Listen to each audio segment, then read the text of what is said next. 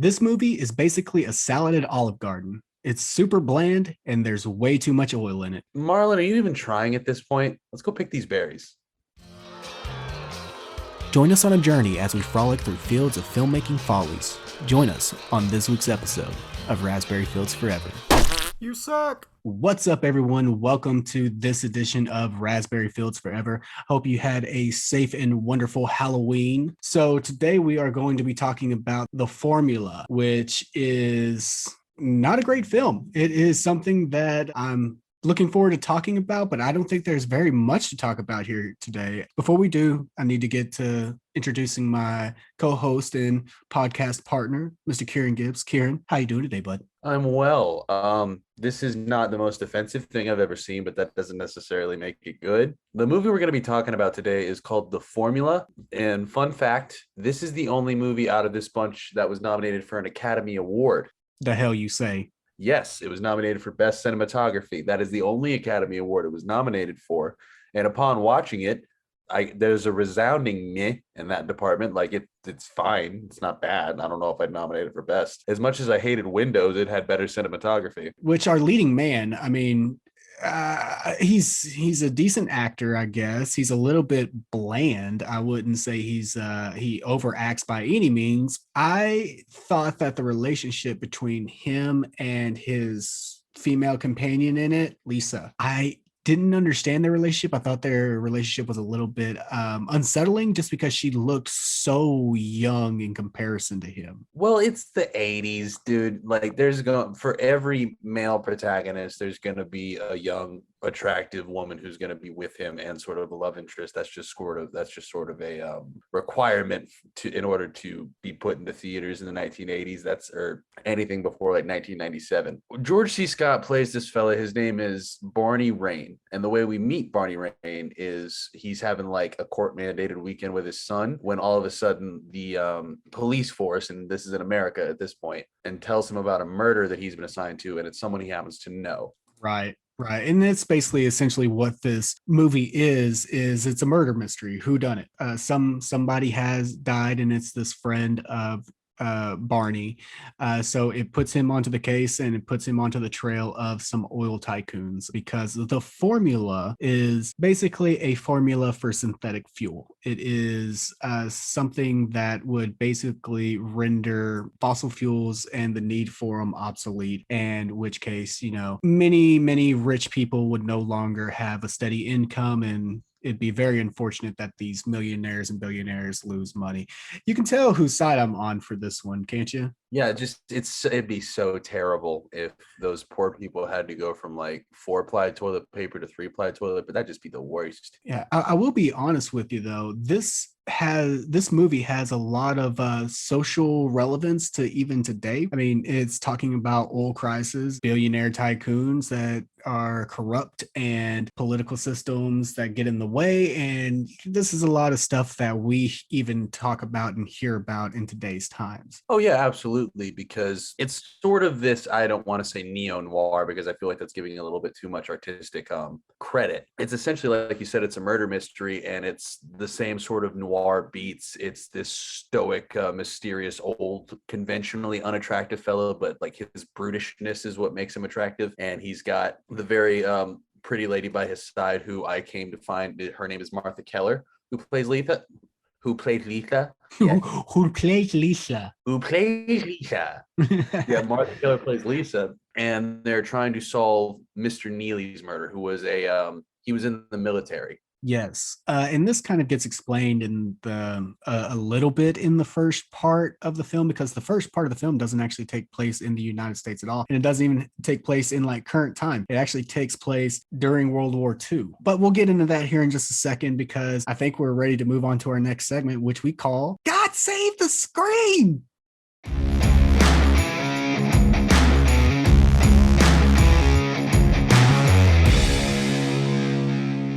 God save the screen!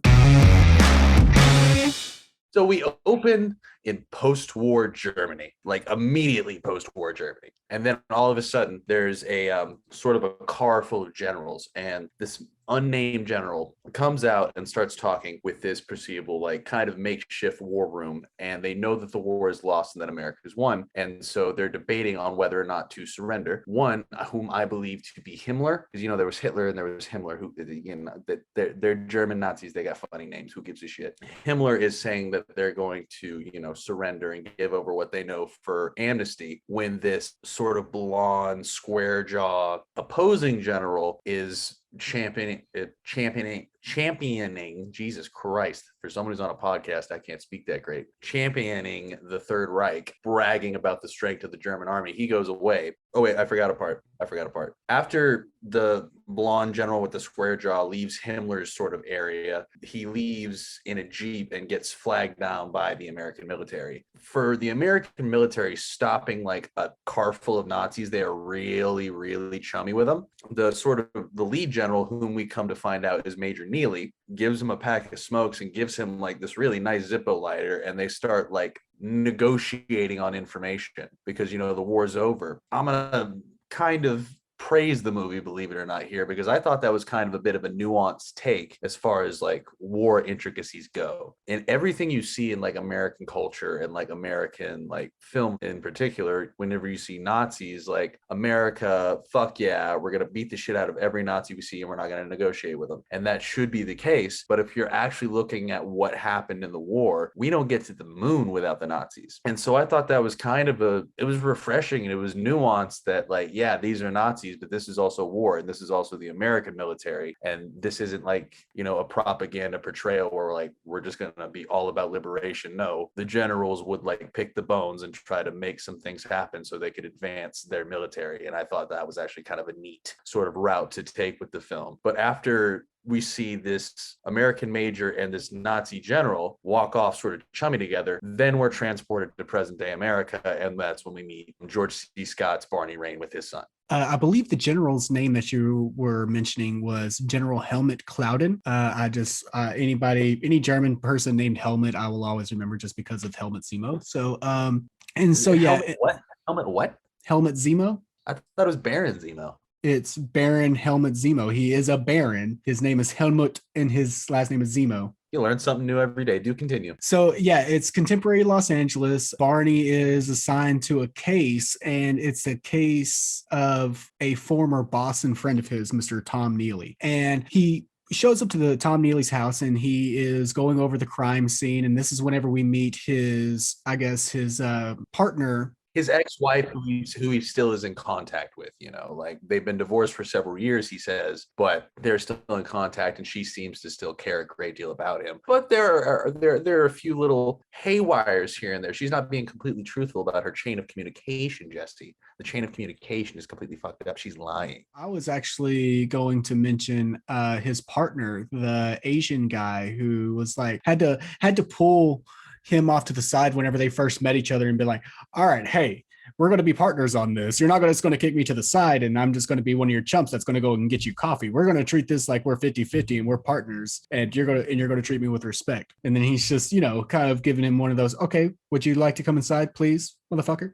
One of those type of comments, starting off their relationship on a great beat. But they go and they are looking over this crime scene at Tom's house. And one of the things that is very, I guess, important is to note that they actually found, I guess it was a picture frame with the word Gene, Gene, written in blood on the picture frame. And so they also thought that the crime was a drug deal gone wrong because they found the place in a little bit of shambles. They found, I think, some drugs on the premises. So they are under the assumption that this was just a terrible thing that happened due to Tom Neely doing a bad thing. Only person who doesn't believe this is his old friend Barney, who is assigned to the case, ironically. Which would just right off the bat, that's a bit of a conflict of interest. No, you can't investigate your friend's murder, right? Like, I'm not a cop. I am not in the justice system. I do not know the processes, but I feel like you're not allowed to do that. Exactly. And yeah, I don't think you are either. So that always automatically threw me off about this movie anyways. He had gotten shot, right? And so the sort of mentality was they were looking for his killer. And he wrote out Gene. Everybody's kind of mentality around it is that this killer's name is Gene, or like their last name starts with Gene. And Mhm. we start to think that it wasn't the first name Gene because George C. Scott, Barney Rain points out that if I had just gotten shot and I was trying to identify my killer, I'd write their last name. I don't think I'd be concerned with like the intricacies of literature or like language if I got shot, but go off, George, go off. And he also finds something else while he's at the property too. He finds a map of Germany, and it also has the name of Obermann on it. There's a glaring problem with this movie, and I'm going to go ahead and point it out right now, is that in a vacuum, it is vaguely interesting because things do happen and there are like narrative twists and turns with the particular characters and how they know each other. But it's a straight fucking line the whole time. There's no, to me anyway, sort of tonal shifts. Things just kind of happen and everybody stays the same. I think it's not long after that he finds out that his buddy Neely was supposedly providing drugs at parties, and this is whenever we hear the first mention of Marlon Brando's character of Adam Sheffield or Scheifel, but he's asking her a bunch of questions, and she's answering them. He goes and he catches her in that lie, in several lies actually. He asks her a bunch of questions, and then he takes what she says, brings it in, takes it in. Then he leaves with his partner and they go to interview somebody else, and they figure out that Beatrice, his ex-wife, lied to him about certain things. He decides that he's going to go back to her house, and he finds her shot dead. Yep. Finds her shot dead in the hot tub. And you're going to notice a thing about this episode is we're just going to be doing a lot of info dump and sort of backtracking. It's because that's the only thing you can do with this narrative.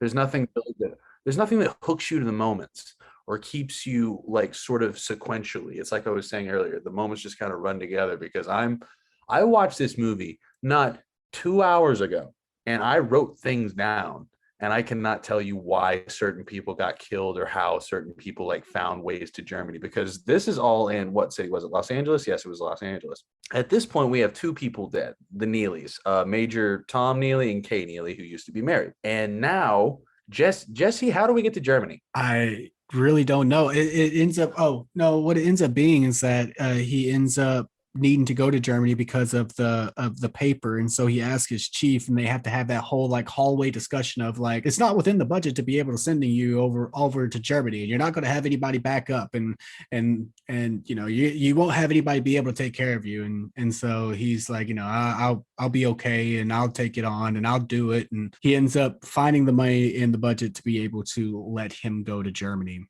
He ends up interviewing Stifle, and I think that initiates him wanting to go to Germany.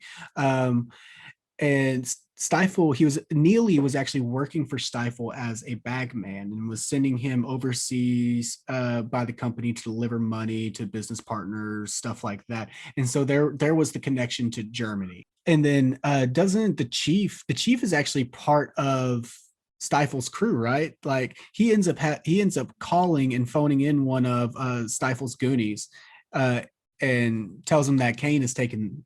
He tells him Kane is taking the bait. Yeah, like which you can tell that the police chief is sort of corrupt from the get-go, because for the first time we meet him, he's actively trying to steer Barney Rain away from the case, which you know is not obvious at all, and that's sort of the thing that takes me out of the narrative. Just like, oh well, he's a bad guy, because not after he gets done arguing with him about going to Germany, we see him ominously lit.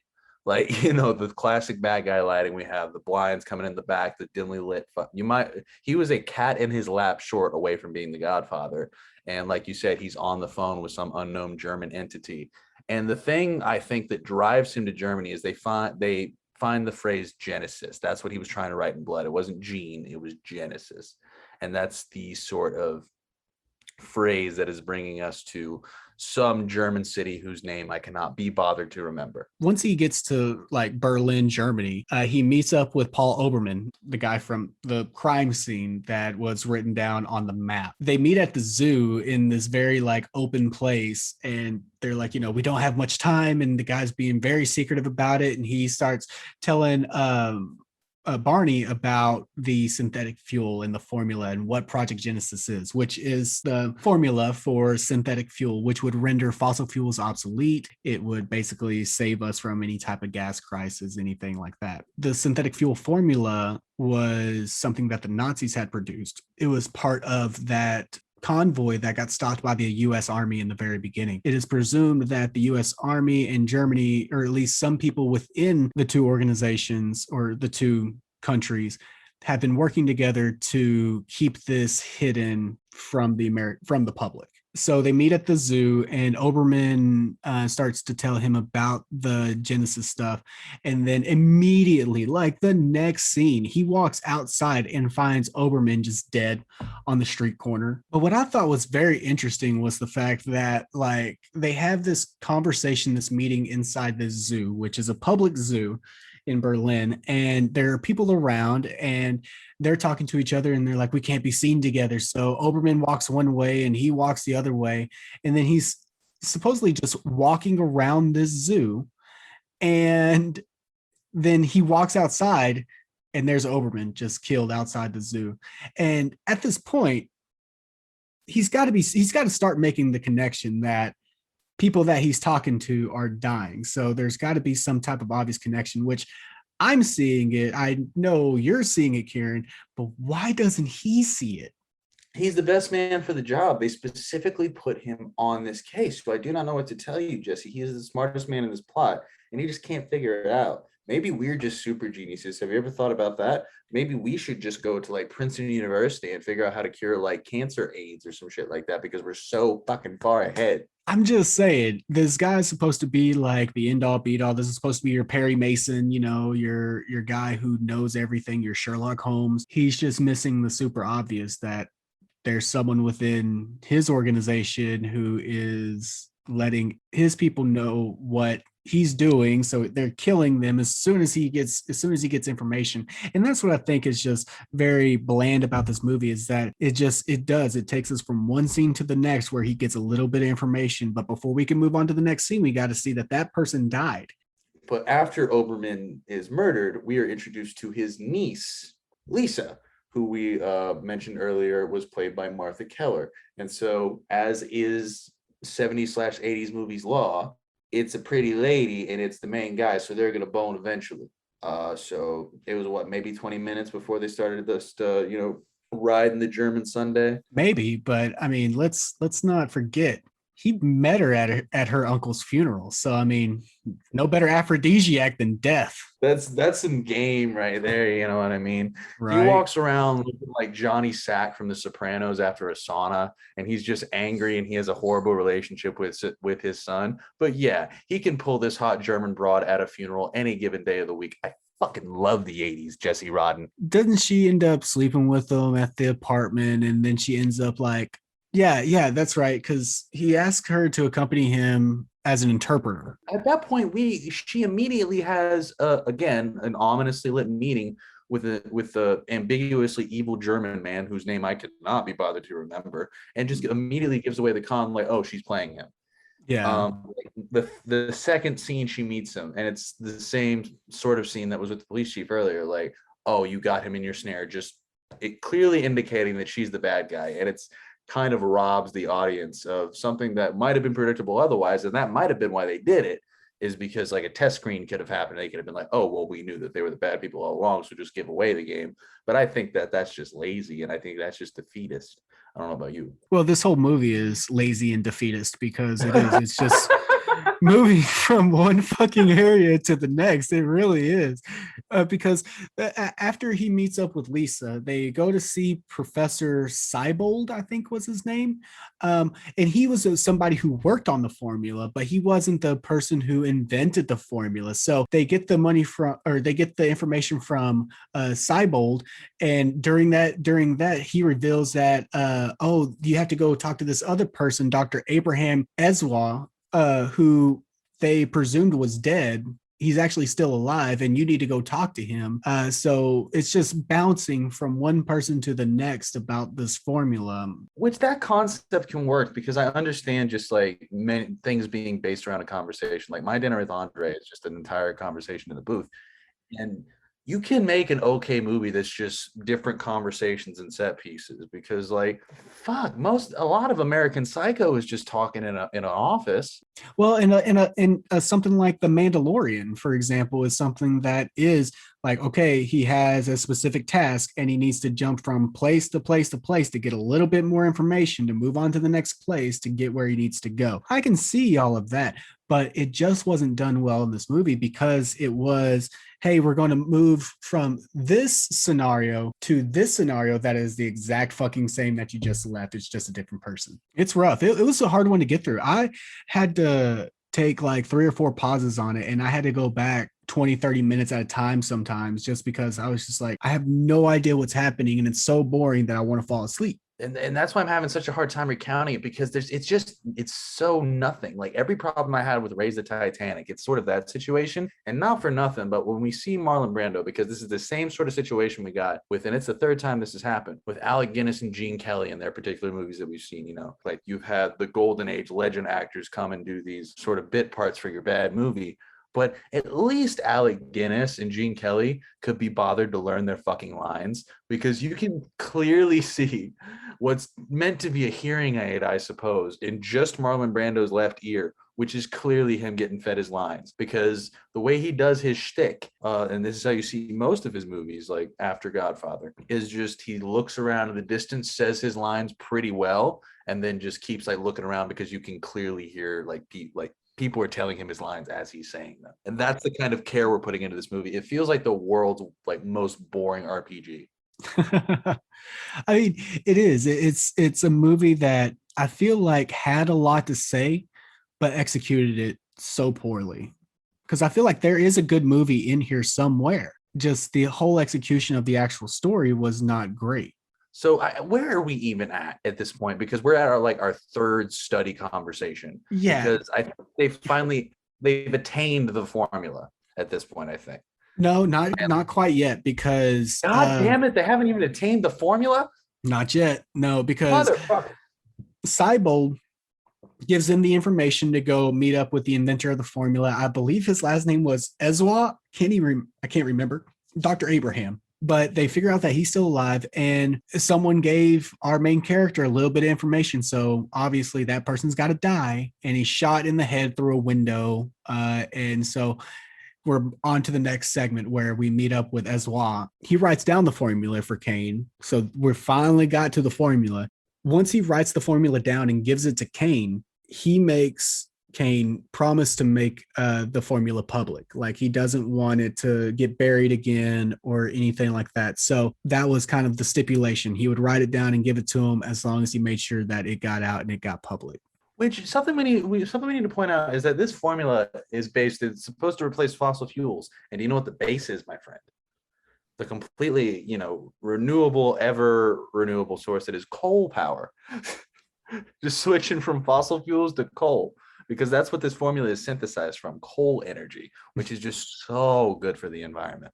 Right, exactly. Yeah, we have a history of that. Which it was 1980. I'll give them a little bit more credit, but I just think it was hilarious that the fruitful alternative that the government was suppressing was fucking coal energy. Mm-hmm. I just thought it was also funny that like he gets the formula right, and then Barney has to make photocopies of it, and he sends it to the LAPD and a Swiss energy company. Oh, he also hides 2 copies from Lisa, depositing them in a hotel safe. And then subsequently, he reveals that he has deduced that she is not Oberman's niece at all, but a spy sent to keep tabs on him.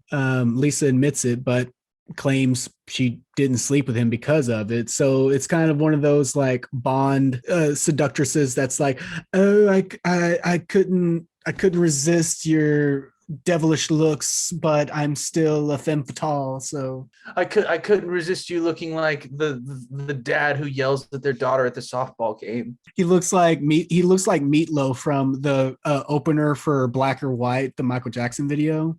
He looks like one of the perps who gets away with it on SVU. Do you want to like?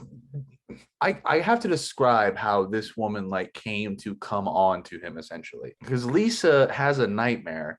And this nightmare sequence, my friend, is probably the most, it's I don't want to say it's the best bit of the movie because it's kind of disgusting, but it like something happens because it's intercutting and it's very Terry Gilliam, which is maybe this was the portion that got it nominated for best cinematography because most of it is just by the numbers film school shooting, you know, pretty unimpressive stuff. But for this like 5 minutes, they're doing this super shallow depth of field and like weirdly like askew sort of shot composition. Like again, it's very Terry Gilliam, but it's a strip show with Nazi propaganda going in the background, and one of the dancers has pasties that are swastikas, and it's Nazi nipple tassels. Nazi nipple tassels was actually my nickname in college. You can Google it. But and it's intercut with these representative figures of a concentration camp and these jars of golden teeth that presumably were like extracted from the victims of the Holocaust. And again, this is the part that I'm describing as the quote unquote best bit of the movie. So that's the sort of quality of film we're working with here. And so she awakens from this nightmare because she tells him, and what she says is meant to be taken with a grain of salt because she's a liar, is that her family was responsible for running a concentration camp. And so she has PTSD about these nightmares and she doesn't want to sleep alone, Jesse. Because do you know what makes the scaries go away? Old man balls. Because nothing makes me feel better about my past trauma than some wrinkly, veiny shaft. How about you, buddy? The more they hang, the better. The lower they hang, the better. The more pruny the berry, the sweeter the juice. I like to imagine George C. Scott's dick looks like how Charlie Sheen thought his dick looked. Okay. I don't even know where to go with that one. All right. So he finds out that Lisa is a spy. And so that breaks up their relationship all. And then let's see, he's at the border of East Berlin. He confronts a guy named Tedesco, who relates how he knew Neely and what transpired after his capture by the Americans. And Tedesco walks towards his car, and then all of a sudden, Lisa just reaches up and fucking kills Tedesco. Well, and this is after we learned that Tedesco was Sergeant Helmut or General Helmut or whatever. It's the same person. Yeah. And he it's a typical Bond villain sort of thing where he reveals part of the master plan and what they were doing with the Genesis formula because they had it all along. And it's a genuinely like sort of interesting critique on industry and like progression in science and like how they know that we have these sort of advancements, but they're going to hold them back for the name of profit. And he gives away the game, but there's nothing that Barney Rain can do because apparently he only has jurisdiction in West Berlin, and this is before the wall came down, if I'm led to believe correctly. Mm-hmm. So there's like the border and shit, and like you said, after he gives away like the bait, she's with him because Lisa is like his fucking agent, and she just shoots him in the middle of the street. The reason she shot him in the street wasn't for Barney. It was for like, again, another step in their master plan to cover up the fucking Genesis advancement. They wanted to kill him as like a loose end because, you know, apparently he was loose end, even though I didn't even know he was an end to begin with or where he even factored into the story. Right. Well, he was somebody that could recreate the formula if need be. And I think that's kind of what they were going for. But doesn't Barney get back to the safe where he kept the other two like copies of the formula, and it was faked? Like Lisa had faked them. Yeah, they were pages out of an old geometry notebook. Yeah, and then the only real copies were the one from the LAPD and the Swiss. Yeah. And then we come to find his partner, Yotanda, has been kidnapped. Oh my god. I believe his name was Yosuda. All right. What did I say? I think you said Yotunga or something like that. I don't know. I was Yotunda because I had Microtunda in my head because anywho, yeah, he lands back in Los Angeles and he heads straight to Stifel's office, and he's basically telling Stifel, you know, what he's found. Basically, Stifel tells him that, you know, in exchange for the formula and any other copies that you have, I'll let your partner go. And he reveals that he has captured Yosuda and is only going to release him if his demands are met and he relinquishes any form of the formula that he has. Barney's just demanding answers from Stifle at this point. He wants to know why he's doing this. And obviously, the end result is greed.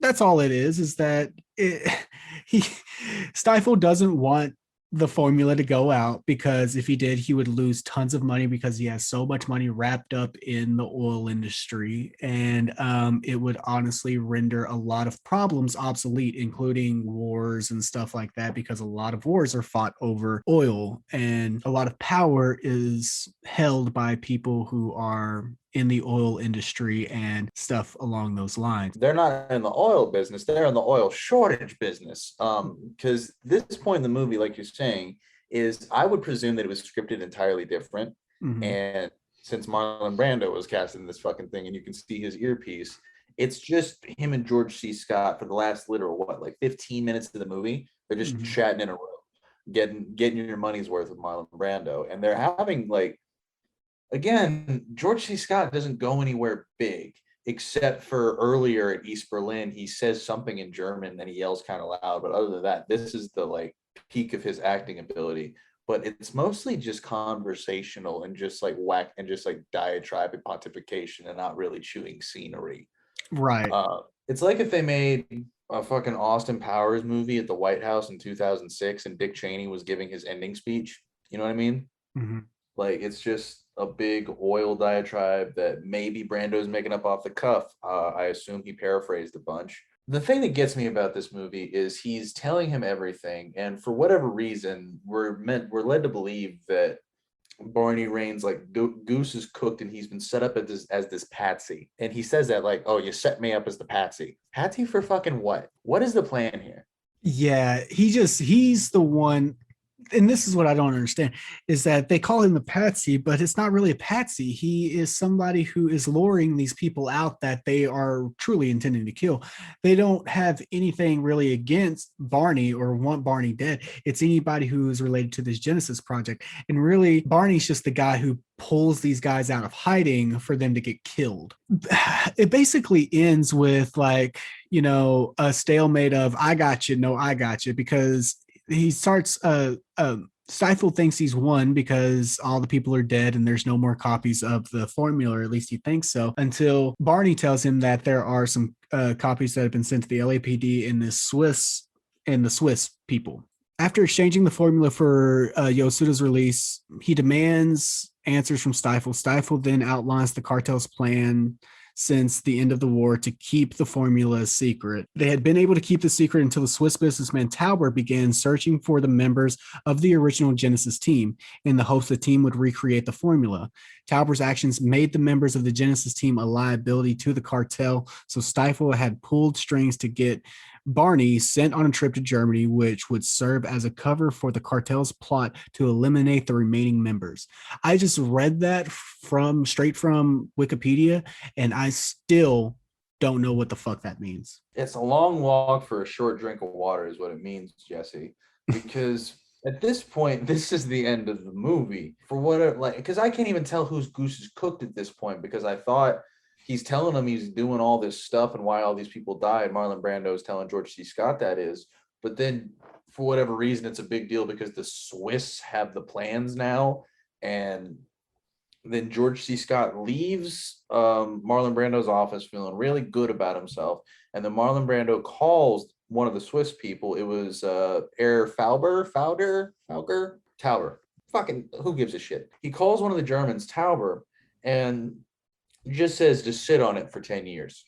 That's the fucking movie. Yeah, he calls the Swiss and he's telling him basically to sit on this information for 10 years and he'd give him so much stake of his company. So that's the weirdest ending ever to me, because the bad guy still won for 10 more years and then he lost. If this movie was better for the preceding 90 minutes, I probably wouldn't hate it. Because like if like there was this big like weaving web of twists and turns and like, oh my god, this is shocking and we know he's incredible, like it was an actual mystery, and then it ended like, okay, they got him, and then he just picks up the phone and goes like, oh well, the 10 years thing, you're like, oh my god, that's capitalism, that's greed, Like, yeah, he's caught, but really, who gets caught at the end of the day? Are there any real winners? Who cares? Sadness, noir. It makes sense if the rest of the movie is good, but the rest of the movie sucked, so this ending was pretty mid. That means we can move on to the next segment, which we call the Can't Buy Me Love Critics Reviews of the Day.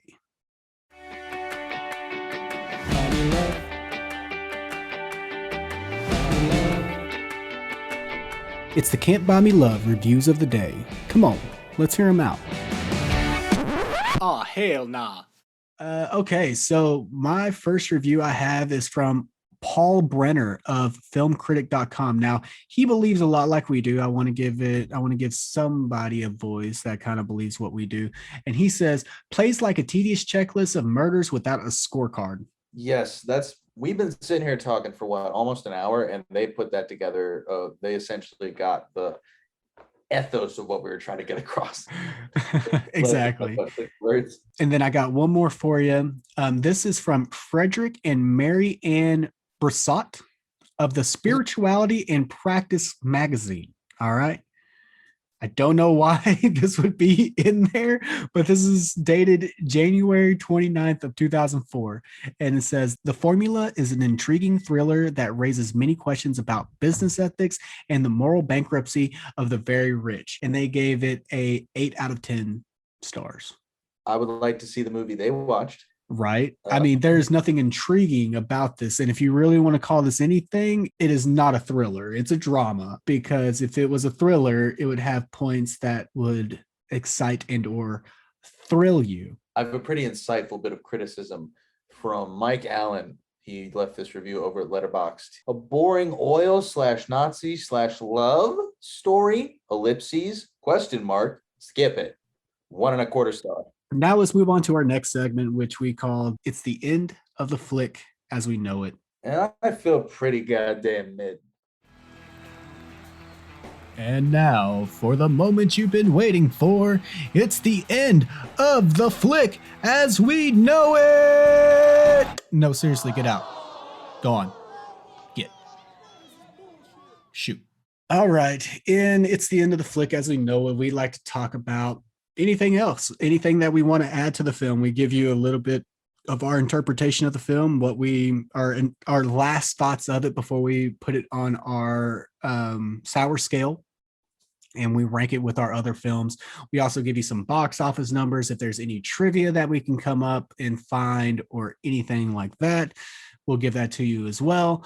But this one's probably going to be short and sweet because I can't find a whole lot to this film. There's not a lot of like little trivia facts or anything like that I could find. What about you, Kieran? And and I pointed it out slightly at the beginning, was this film is the only one on our list that was also nominated for an Academy Award. The only other awards it was nominated for were the, count them, 4 Razzies. 4 Razzies for Worst Picture, Worst Director, Worst Supporting Actor, Marlon Brando, and Worst Screenplay by Steve Shagan. Another award show called the Stinkers Bad Movie Awards. I imagine that is the GoBots of the Razzies. Also nominated for Worst Supporting Actor and Most Annoying Fake Accent. I do like that subcategory though. Really just a big steaming pile of nothing, this movie. It's not terribly offensive, and that's remarkable considering the amount of Nazi propaganda in it, but nobody really remembers this movie, cares about this movie, or even saw this movie, because you reported that this was what the production budget was, what, like 13 million. It came home with about 9.8 or 8.9 rather at the box office, and that is by all accounts a flop. Apparently Marlon Brando gave 2 days of his time to the production for free, so an extra scene featuring him could be added to the movie. Reportedly, the scene had his character attempting to rescue a drowning frog from a swimming pool so as to illustrate the dangers of chlorine. Brando apparently had said to the writer and producer Steve Shagan, "I think it's poison and people are swimming in it." That scene's in the movie, and it's just random as all hell. Yeah, and it's a little PSA for chlorine in pools and how he doesn't like them. I don't know, man. Brando in the late 70s was a piece of fucking work, homie.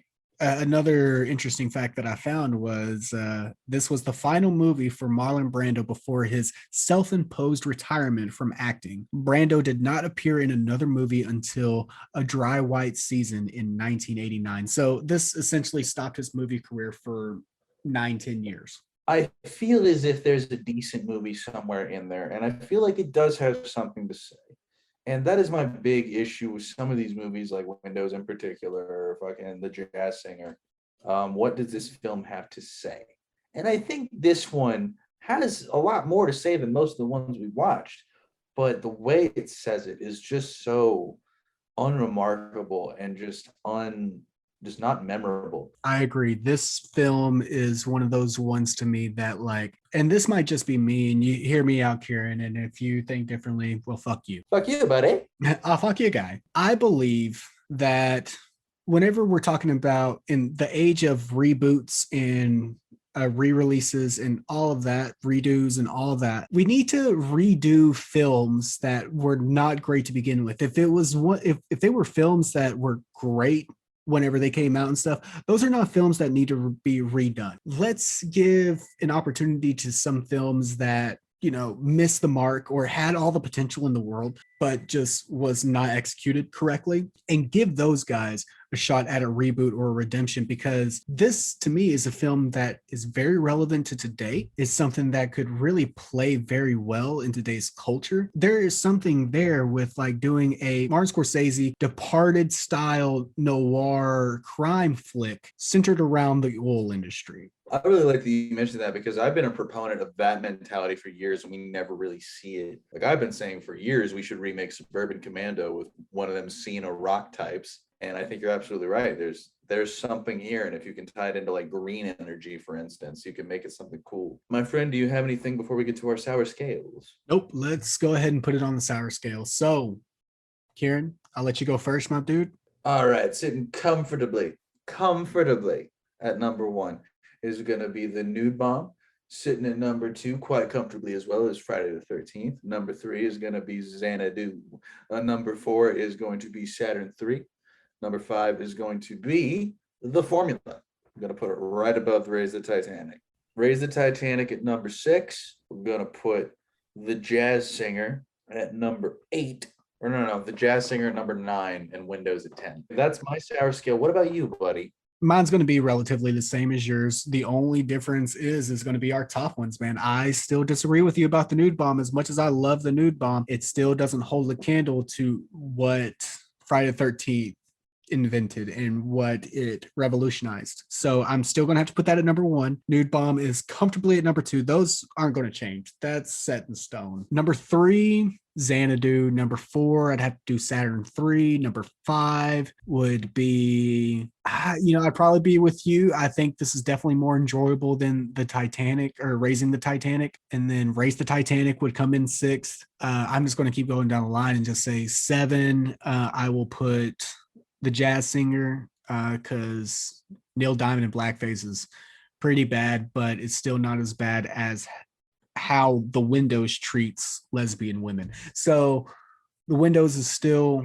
my least favorite one. I would like to say that we don't forgive you, Germany.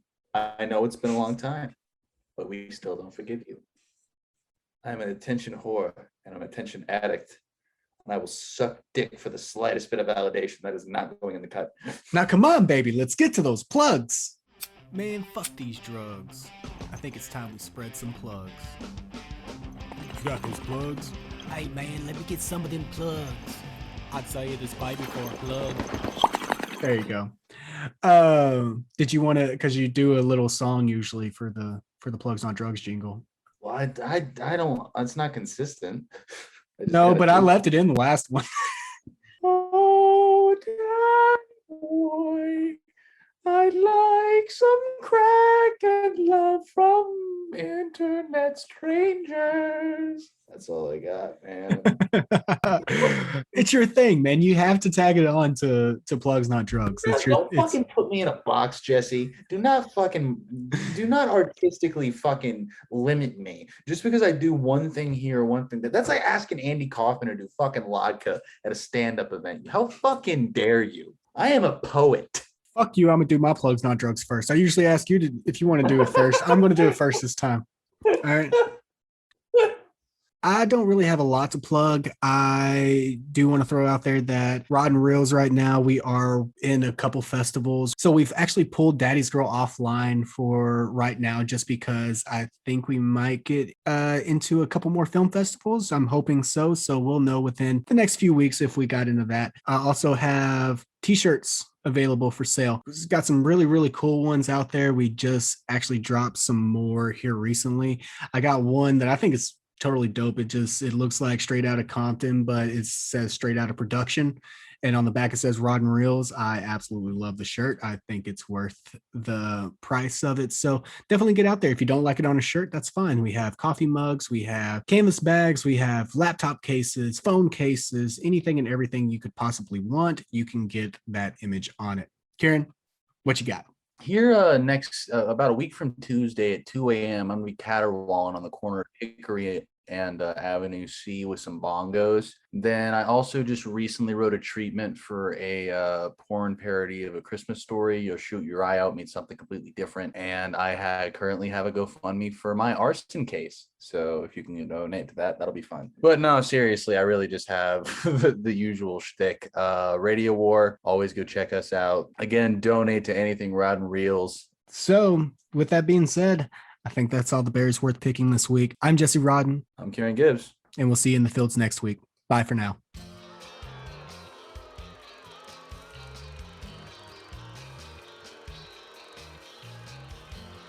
You've been listening to Raspberry Fields Forever, a Rod and Reels podcast.